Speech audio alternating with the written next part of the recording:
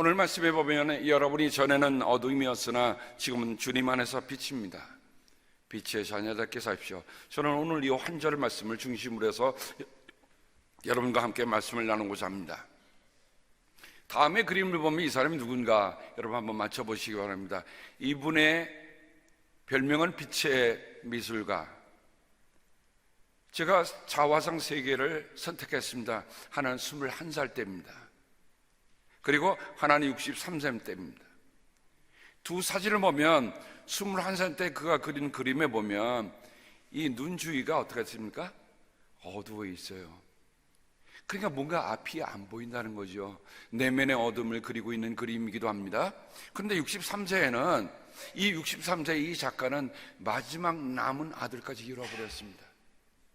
파산했죠. 이제 마지막 남은 아들까지 잃어버린, 얼마나 그 마음속에 고통과 슬픔과 애통함이 있겠어요? 비통함이 있겠어요? 근데 그 모습을 보면요, 슬퍼하는 모습 속에서도 아주 이상 야릇한, 우리가 의미를 정말 깊이 알지 못하고 하는 미소가 있는 것을 봅니다.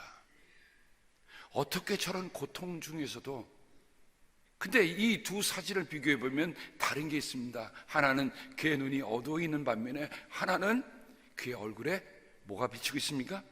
빛이 비치고 있습니다. 자, 이 작가가 누굴까요? 그 다음 사진을 보면 여러분이 이제 아실 만한 분입니다. 바로 렘브란트. 그는 64세에 세상을 떠났는데 세상을 떠나기 전에 그린 자기의 자화상입니다. 이제 그의 눈을 보면 뭔가 깊은 것을 찾는 그런 모습이 있어요. 그리고 여전히 그의 얼굴에는 빛이 비치는데 두 손 모아 기도하는 모습입니다.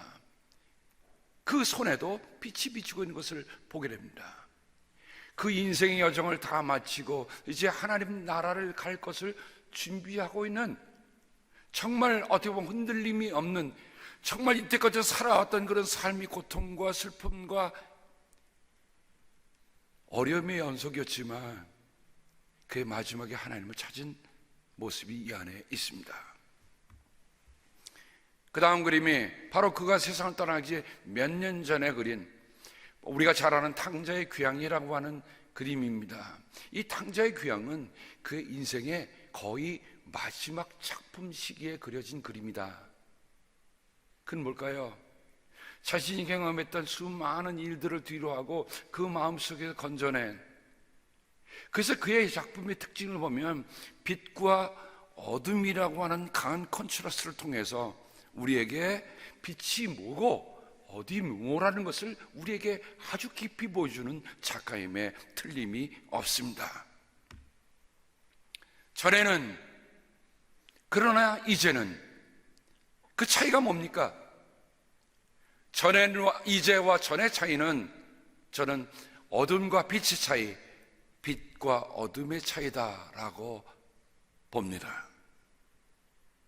인생에는 둘로 가는 사람이 있습니다. 하나는 어둠에서 빛으로 나가는 인생이 있습니다. 21살 때 렘브란트의 얼굴에는, 눈에는, 그에는 앞을 못 보는 흑암 같은 어둠이 짙게 드리워 있었는데 그가 세상을 떠나는 64세, 그의 얼굴에는 수심이 없어요.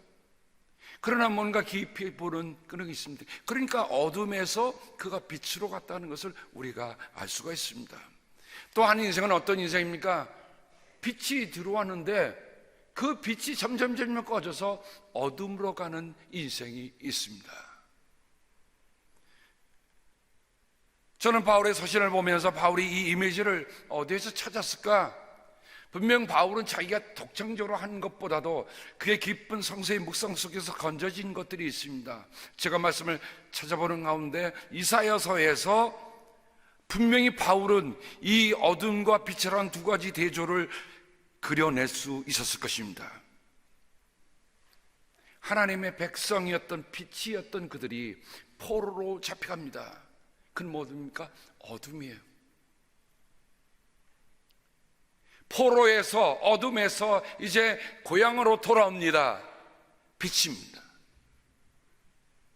이사야서 12장 1절, 이사야서 60장 15절에는 이렇게 전과 후, 전에는 이제는 이라고 하는 두 가지 말씀이 우리에게 바울이 전에는 이제는 하는 이 말씀을 구체적으로 우리 알 수 있는 단서를 우리에게 전해주고 있습니다. 그날이 오면 너는 이렇게 찬송할 것이다. 주님, 전에는 주님께서 나에게 진노하셨으나 이제는 주님의 진노를 거두시고 나를 위로하여 주시니 주님께 감사를 드립니다.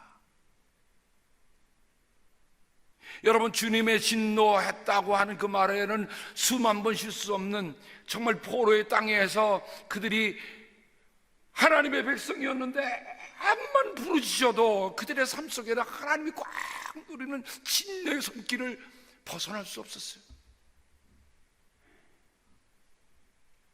그러니 맛있는 걸 먹은들 맛있겠습니까? 좋은 옷을 입은들 그것이 비단결 같겠습니까?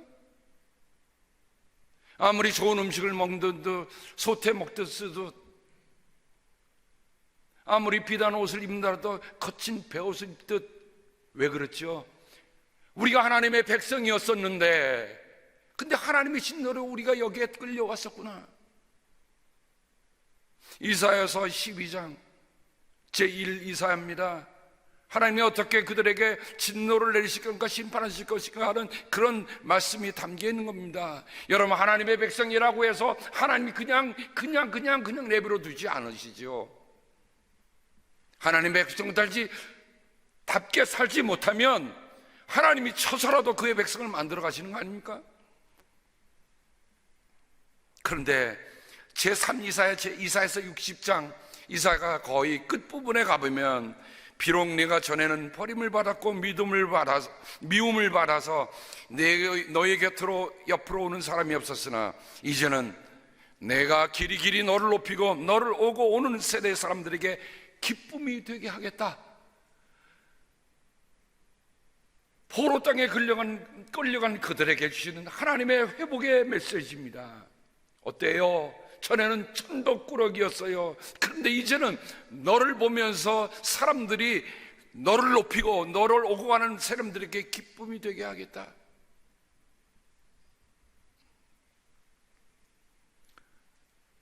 전에는 이제는 전과 이제의 사이에 건널 수 없는 강과 같은 깊은 심연과 같은 분명한 구분이 있다는 것입니다.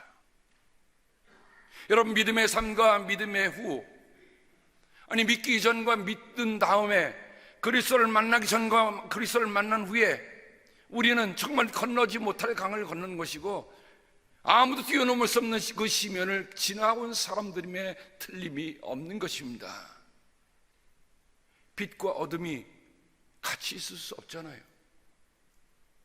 빛이 있으면 어둠은 물러갑니다. 저는 이 말씀을 보면서 먼저 바울 자신의 고백을 돌아봤습니다. 바울은 자신을 이렇게 고백합니다. 내가 전에는 회방자요 박해자요 폭행자였습니다. 그러나 그런 행동은 내가 믿지 않을 때에 알지 못하고 하는 것이므로 하나님께서 나에게 자비를 베풀어 주셨습니다. 전에는 네, 맞아요. 그는 혈기등등해서 마침 며칠 동안 굶주린 들깨처럼 그리스도를 믿는 사람을 잡아서 포박하고 때리고 죽이고 하는 앞잡이였습니다. 오늘 말씀 자체는 이제는이라는 말은 직설적으로 표현되어 있지 않지만 그가 이제는 어떻게 됐습니까? 우리 주님께서 나에게 은혜를 넘치게 부어주셔서 그리스도 예수 안에서 얻는 믿음과 사랑을 누리게 하셨습니다. 그가 뭐가 되고 있습니까? 그리스도에서 믿음과 사랑의 사람이 되었다는 거예요. 꼭 보고 싶은 영화가 있었는데 시간이 되지 않아서 아우슈비츠 수용소에서 그 잡혀가던 그때에 한 유대인 일가가 하수구에서 살던 그 얘기가 영화로 되어 있습니다. 스필버그가 제작했던 그 감독, 그 영화 이후에 극찬의 찬사를 받는 얘기인데, 여러분, 하수구에서 산다는 것은 무엇을 의미합니까? 살기 위해서 어둠 속에 빛을 못 보는 거예요. 그런데 우리는 대낮에 빛을 받아보고서 살면서도 어둠에 살고 있는 사람들을 보게 됩니다.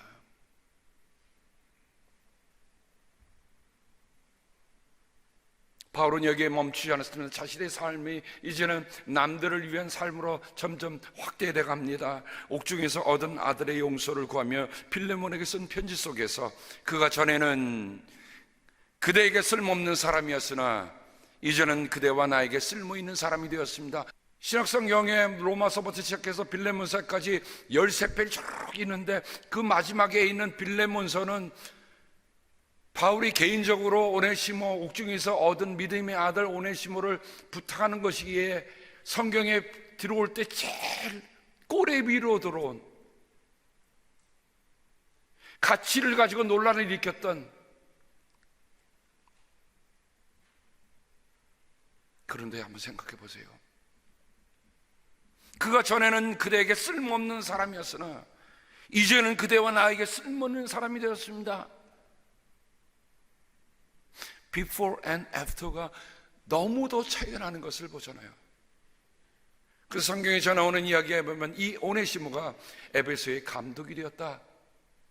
나중에 그 성경이, 신약 성경이 정경화가 되기 위해서 모여질 때에 그 감독이 사실 내가 이런 사람이었어로 자기가 오랫동안 간직하고 있던 그 편지를 내놓음으로 해서 이 소위 말하는 빌레몬에게 보낸 편지가 빛을 보게 된 거고, 지금도 전 세계에 있는 그리스도인들이 읽으면서 마음 따뜻하게 여겨지는 편지가 빌레몬서 아닙니까? 근데 여러분, 만약에 옥중에서 만난 그 아들이 전과 후가 같았다, 전에도 쓸모없는 놈이었는데 지금도 쓸모없는 놈이었다, 그러면 누가 읽겠어요? 그게 아니잖아요.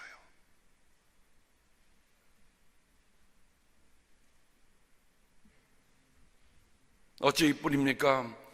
바울이 또한 믿음의 아들로 또 삼았던 디도에게 보내는 편지 속에서 그런 이렇게 얘기합니다. 우리도 전에는 어리석고 순종하지 아니하고 미혹을 당하고 온갖 정욕과 향락에 종노릇하고 악의와 시기심을 가지고 살고 남에게 미움을 받고 서로 미워하면서 살았습니다. 바울의 편지를 읽으면요, 정말 그리스도 이전의 삶이 너무나도 분명하게 그려내고 있는 것을 보게 됩니다. 그러나 이제는 우리의 구주이신 하나님께서 그 인자심과 사랑하심을 나타내셔서 우리를 구원하셨습니다. 그분이 그렇게 하신 것은 우리가 행한 의로운 일 때문이 아니라 그분의 자비하심을 따라 거듭나게 씻어주심과 성령으로 새롭게 해주심으로 말미암은 것입니다. 바울은 또 하나의 믿음의 아들로 삼은 디도, 목회자가 된 디도에게 전과 후가 다르다고 하는 것을 이렇게 분명히 다시 한번 일깨워주고 있는 거예요. 어찌 그뿐입니까? 바울은 자기 믿음뿐 아니라 교회들에게 보낸 편지에도 전과 후가 다른 것을 얘기합니다. 갈라디아 교회에게 보면은 전에는 여러분이 하나님을 알지 못했지만 본뒤 하나님이 아닌 것들에게 종노릇을 하였지만 지금은 여러분이 하나님 알 뿐만 아니라 하나님께서 여러분을 알아주셨습니다. 복음을 인해서 돌아온 사람들이 자꾸만 율법으로 돌아가니까 바울이 너무너무 기가 막혀서 보낸 편지가 갈라디아 교회. 이건 뭐예요? 분명히 그들은 어둠에서 빛으로 나오는데 빛에서 다시 어둠으로 돌아가고 있다는 겁니다. 바울의 동족 사랑을 한번 우리가 살펴보십시다. 이제 바울은 그 확대된 것을 자기 동족으로까지 사실은 끝부분에 가면 자기의 동족에 대한 사랑. 오늘 우리 이소로 장로님 늘 간절한 마음으로 우리 조국을 위해서 기도해 주셨는데요, 우리가 대한민국을 떠나와서 이곳에 시민권을 갖고 있다고 해서 내 조국을 잊겠습니까? 사실은 그곳에 사는 이들보다도 더 많은 걱정을 하고 더 많은 기도를 하는 게 우리인 것 같아요. 내 동족은 이스라엘 백성입니다. 그들에게는 이 하나님의 자녀로서의 신분이 있고 하나님을 모시는 영광이 있고 하나님과 맺은 언약들이 있고 율법이 있고 예배가 있고 하나님의 약속들이 있습니다. 여러분, 하나님의 백성이 된다고 하는 것에는 이런 하나님이 주시는 엄청난, 하나님만 줄 수 있는 것, 하나님으로 비롯되는 것들, 이 엄청난 것들이 있다는 거지요.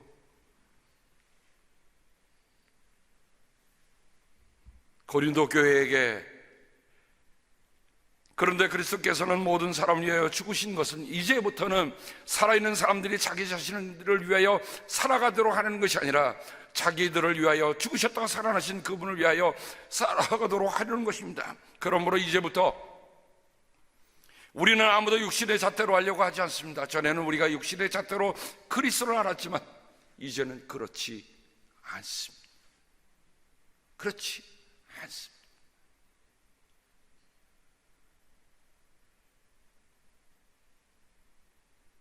제가 하나님의 말씀을 바울이 쓴 전과 후를 읽으면서 정말 우리는 예수 그리스도를 믿기 전과 믿기 후가 분명히 선이 그어져 있는가? 이 선을 넘어가면 죽는 것이요, 이 선을 넘어가야 사는 것이라고 해서 우리 아버지는 38선을 넘어오셨어요. 거기 있으면 죽는 거니까 목숨 걸고 넘어왔어요.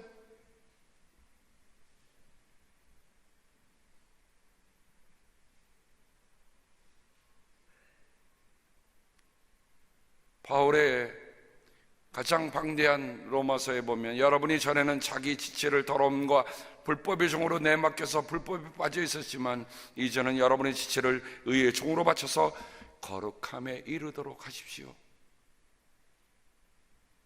근데 제가 그 한 말씀 한 말씀 찾으면서 바울이 그렇구나. 바울이 정말 성도들에게 일깨고 강조하고 있는 건 뭐냐면 믿기 전과 믿기 후는 달라도 달라야 한다. 확실히 달라야 한다. 분명히 선을 그어야 한다. 믿는 척할 것은 안 된다.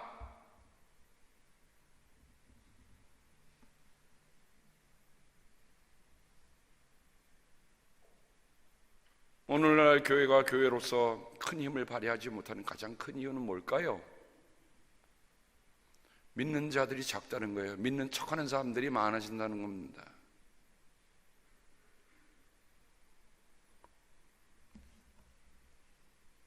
그러면서 에베소 오늘 편지로 다시 돌아가 보면 여러분이 전에는 하나님에게서 멀리 떨어져 있었으나 이제는 그리스도 예수 안에서 그분의 피로 하나님께 가까이어졌습니다. 여러분이 전에는 어둠이었으나 지금은 주님 안에서 빛입니다. 정말 우리가 그렇게 실감하며 삽니까? 야, 나는 빛의 자녀야. 내가 가면 내가 어느 자리에 가든 누구를 만나든 그 자리는 기분 좋고 쾌활하고 맑고 밝은 자리가 된다. 근데 내가 들어가면 자리가 혼탁해지고 지저분해지고 형편없어진다.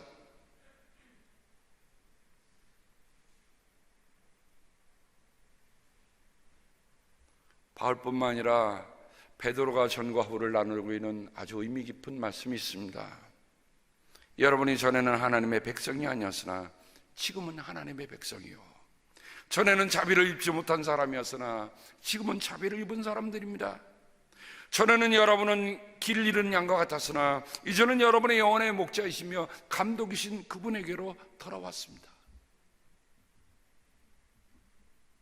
저는 전과 후라고 하는 그 말씀만 찾아가면서 읽어가면서도 정말 그 말씀 하나하나들이 얼마나 소중한 말씀인가.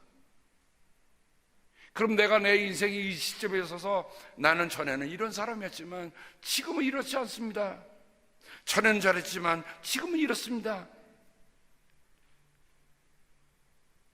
라고 정말 분명하게 드러내며 살아야 한다.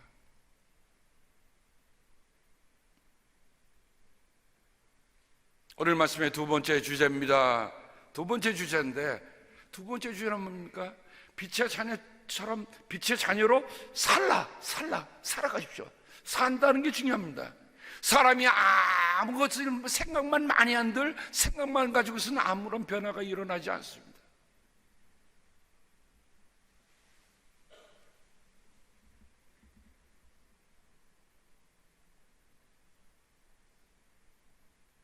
제가 1층에 물난리를 겪은 건 여러분이 다 아시죠?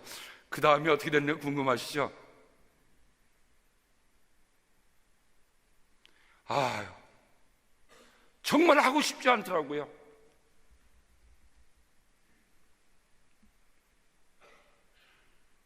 근데 마루를 다 걷어갖고 밖에 말렸습니다. 물 젖은 벽 다 뜯어갖고, 그거는 제가 하기 나쁘니까 사람 시켜다가 다 충분히 말린 다음에 다 해갖고 다 칠하고 난 다음에 가만히 앉아있는데 마음이 그러는 거예요. 아니, 손해를 본 데다가 또 손해를 볼 수는 없잖아요. 그래서 나무 하나하나를 다 골랐어요. 다 닦았어요. 그래서 물에서 건진 나무로 다시 깔기 시작했습니다. 구원받은 나무들입니다. 저희 집에 오시는 분들은 이제 구원받은 나무 위를 걸어 다니시니까,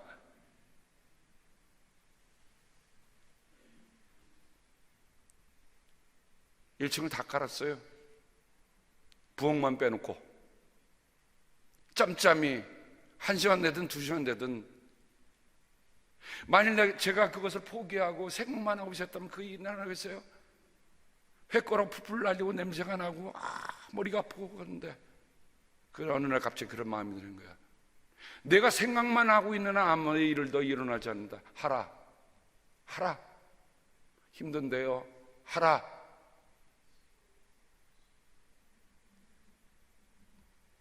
여러분, 행하는 데는 수고도 필요하고 땀도 필요하고 노력도 필요하고, 때로는 것은 우리가 하기 싫은 것을 넘어가야 할 일들이 있습니다. 사실 성경에 말하는 하라라고 하는 말, 살라는 이 말은 구약이나 신약이나 아주 키워드 중에 키워드예요. 구약에 살라는 말은 할라크라는 말을 씁니다. 이 할라크라는 말이 나중에 할라카, 명사로 되면, 할라크라는 말은 산다는 뜻이지만 work라는 말은 되지만, 만약에 할라카가 되면 이것이 바로 the law, 하나님의 법이 되는 거예요. 하나님의 모든 법을 그 통틀어서 쓰는 말이 할라크에서 온 말입니다. 그러면 하나님의 전체 말씀은 뭐 하라고 주신 거예요? 살라고 주신 거예요. 살아가는 사람만이 사는 줄로 믿으시기 바랍니다. 여러분, 이거 심각한 얘기인데 너무 심각해서 얘기는 못하신 것 같아요. 살라는 말씀을 지키는 사람만이 사는 사람이에요. 살라는 말씀을 안 지키면 뭐 하는 사람입니까? 죽는 거예요. 죽는 거예요.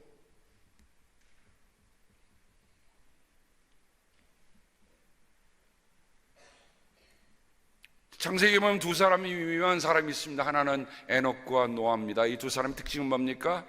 하나님과 동행했다는 겁니다. 그게 할라크예요. 동행했다.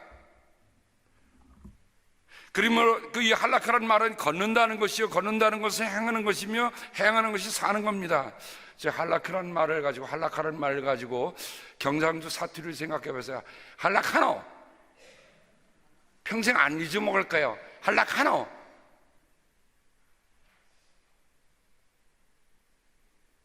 뭐 할라카노? 안 잊어먹겠죠? 하나님이 우리에게 그렇게 말씀하시니까, 하나님이 오늘 경상도 버전으로 우리에게 말씀하시는 거예요. 할라카노, 너 사람아 무엇이 착한 일인지를 주님께서 이미 말씀하셨다. 주님께서 너에게 요구하시는 것이 무엇인지 이미 말씀하셨다. 오로지 공의를 실천하며 인자를 사랑하며 겸손히 내 하나님과 할라카노.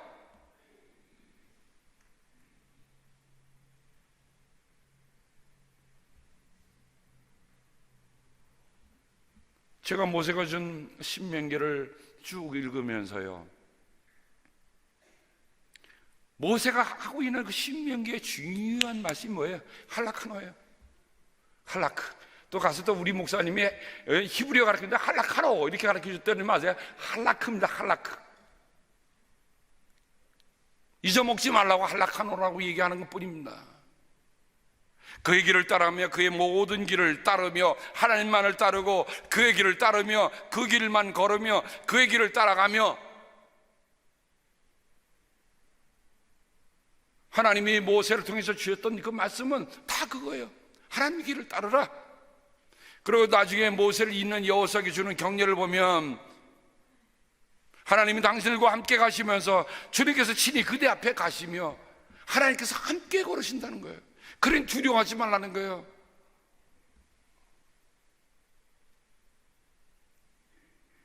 이 할라크란 말이 신약 성경에 바울에게 와서 바울이 그 말씀을 묵상하면서 페리파테오라고 하는 말을 쓰고 있는 겁니다. 요한복음에 보면 아직 얼마 동안 빛이 너희 가운데 있을 것이다. 빛이 있는 동안에 걸어다녀라. 걸어다녀라. 할라카놈. 어둠이 너희를 이기지 못하게 하여라. 어둠 속을 다니는 사람은 자기가 어디로 있는지를 모른다. 왜 우리가 빛의 자녀로 살아야 되고 빛 속에 있어야 되느냐? 빛이 있어야 가는 곳을 알죠. 빛이 내 안에 비치니까 내가 가는 길이 바른 길인지 알지요. 그런데 어둠 속에 있는 사람은 어디로 가는지를 모른다는 거예요.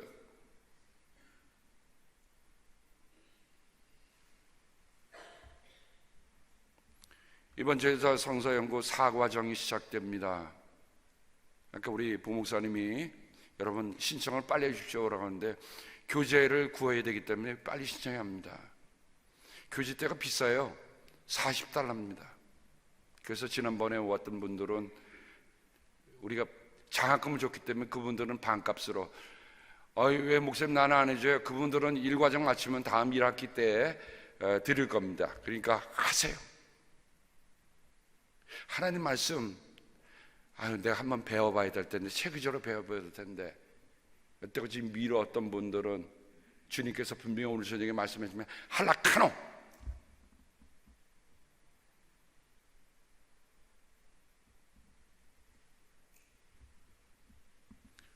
빛이 내 안에 계셔야 어둠이 나를 이기지 못하잖아요.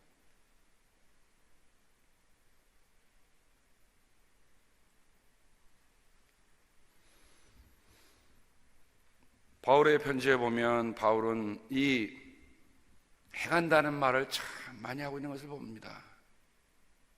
낮에 행동하지 단정하게 행합시다.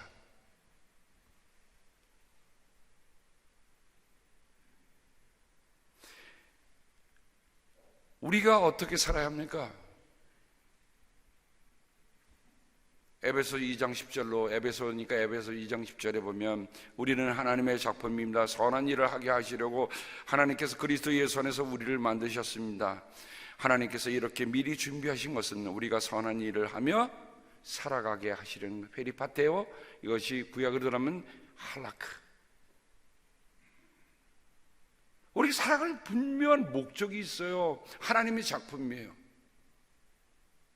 몇 주 전에 미국 교회에서 우리가 그때 전시했던 때가 너무 좋았었나 봐요. 그러면서 그 레일 리더가 저한테 전화를 했습니다. 그러면서 그때 그림 그렸던 것들이 참 좋아 보였는데 지금 교회 가면 너무 썰렁하다. 그렇죠. 미국 교회는 지금 식구들이 주니까 그 자리가 얼마나 썰렁해요. 근데 그때 우리가 걸었던 그림들이 너무 따뜻하게 여겨졌다는 거예요. 그래? 그 제가 집에 공사 중이니까 그림을 다 모아놨었는데 우선 그거부터 다 갖다 걸어놨어요. 그림만 봐. 그 그림은요 다 대선의 특선작을 받은 작품입니다. 여러분 그건 비매품입니다. 소장은 리막춘 목사입니다. 제가 그 그림을 보면서 우리 성도님들이 정말 애쓰고 수고했던 그 그림들을 보는데요, 그 그림을 보면 누가 생각이 납니까? 그림분이 생각이 나죠. 그죠? 저는 어떻게 그리셨는가 하는 걸 다 과정을 보았어요. 여러분, 우리가 하나님의 작품인데 누가 그리셨습니까? 하나님이 우리를 만들어 가시고 하나님이 우리를 그리시잖아요. 그래서 내가 딱 이 세상에, 딱 세상이라는 전시장에 나는 걸려 있는 거예요. 뭐로 걸려 있는 거예요? 하나님의 작품으로 걸려 있는 거예요. 하나님의 마스터피스입니다. 하나님이 손수 만드신 워크맨십.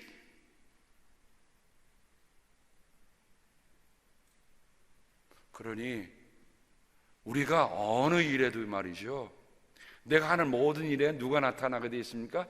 하나님이 나타나게 되어 있는 줄로 저는 믿습니다. 아멘. 우리는 하나님의 작품이요. 하나님의 작품이라는 무엇은 우리가 선한 일을 하며 아가소스, 선한 일을 하며 살아가게 하시려는 것입니다. 바울의 편지를 보면 계속 살아가라, 살아가라, 살아가라는 말씀이 있습니다. 그러면서 고린도전서 3장 3절, 여러분은 아직도 육계에 속한 사람들입니다. 여러분 가운데서 시기와 싸움이 있으니 여러분은 육계에 속한 사람이고 인간의 방식대로 살고 있는 것이 아닙니까? 바울이 고린도 교회에 그 문제 많은 교회에 보내면서 무슨 방식대로요? 인간의 방식대로 살고 있다. 그 말은 뒤집으면 뭐래요? 우리는 하나님이 인도하심 따라 하나님의 방식대로 살아가야 되지 않느냐 하는 것을 우리에게 말해줍니다. 저는 인생의 가장 완숙기, 가장 성숙기에 계시는 우리 라구나 예수교회를 섬기는 우리 성도님들께 부탁을 드립니다. 여러분은 지금까지 정말 어둠에서 빛으로 잘 달려오셨어요. 이제 주님께서 마지막 파이널 터치만 남아있는 겁니다. 하나님께서 우리에게 파이널 터치 하려고 할 때 어디다 할까? 근데 저는 압니다. 아까 처음 봤던 렘브란트 그림처럼 저는 여러분들의 얼굴이 빛으로 가득 차기를 바랍니다. 자기 스스로를 보아도 인생의 참 고난과 역경 속에 걸어왔던 렘브란트가 자기가 세상을 떠나기 바로 그 전에 그렸던 그 자화상, 그의 얼굴에는 우리가 말로 다 표현할 수 없는 그 빛으로 꽉 차 있는 것을 보게 됩니다. 저는 여러분에게서 그 얼굴에 하나님의 밝은 빛을 보기를 원합니다. 기도하겠습니다.